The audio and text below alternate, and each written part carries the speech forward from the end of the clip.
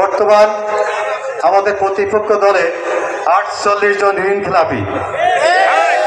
এই ঋণ খেলাপি মানে বোঝেন তো আপনারা, এই দেশের টাকা পয়সা লুটে পুটিয়ে তারা লন্ডন হোক বিভিন্ন দেশে বসবাস করে।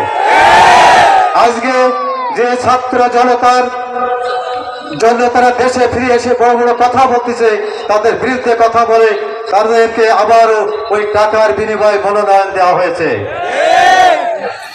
তারা আবার যদি ক্ষমতায় আসে কি করবে?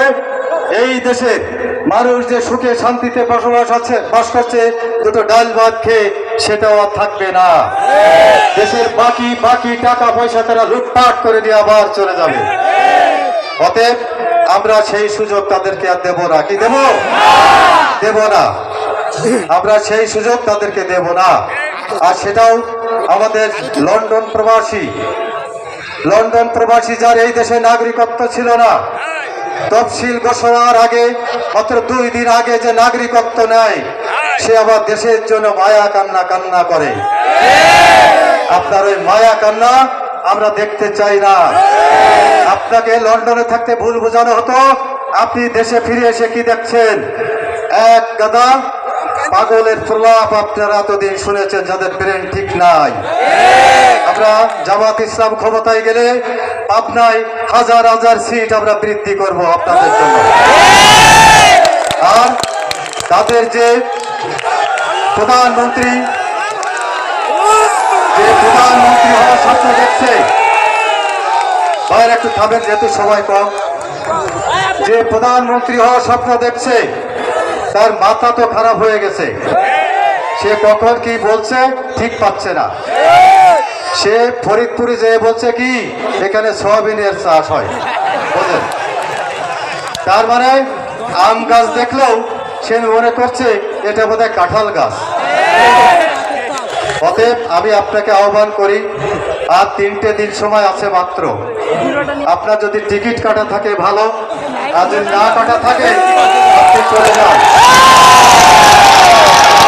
আপনার যেখানে নাগরিকত্ব আছে সেই দেশে আপনি চলে যান। আমরা এই বাংলাদেশকে আর অসাম্প্রদায়িক দেশ হিসেবে দেখতে চাই না।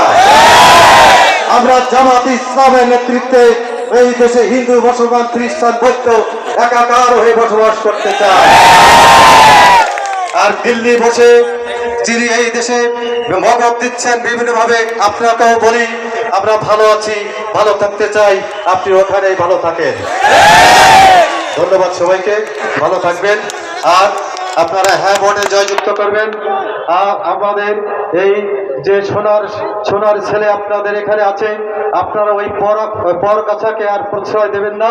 আপনারা ওই দিন সকালে, কারণ এর শিক্ষা আপনারা আগে একবার পাইছেন, আওয়ামী লীগ থাকতে একবার পাইছেন, আপনাদের মাটি খাল বিল সব ধুয়ে দিয়ে চলে গেছে, আর একজনকে দিছে বাকিটুকু নিয়ে যাওয়ার জন্য। অতএব আপনারা সাবধান থাকবেন। সকালে ভোট কেন্দ্রে যাবেন। আপনার মা বোনদের বলবেন ভিড় হওয়ার আগে ভোট কেন্দ্রে যাবে। আমার হিন্দু ভাইরা যারা আছেন সেই আপনাদের গুরুদেব সৃষ্টিকর্তার নাম নেবেন। আর মুসলমান যারা আছেন আপনারা আল্লাহর নাম স্মরণ করে দাঁড়িপাল্লায় ভোটটা দিয়ে বাড়ি চলে আসবেন। ধন্যবাদ সবাইকে। বাংলাদেশ জিন্দাবাদ।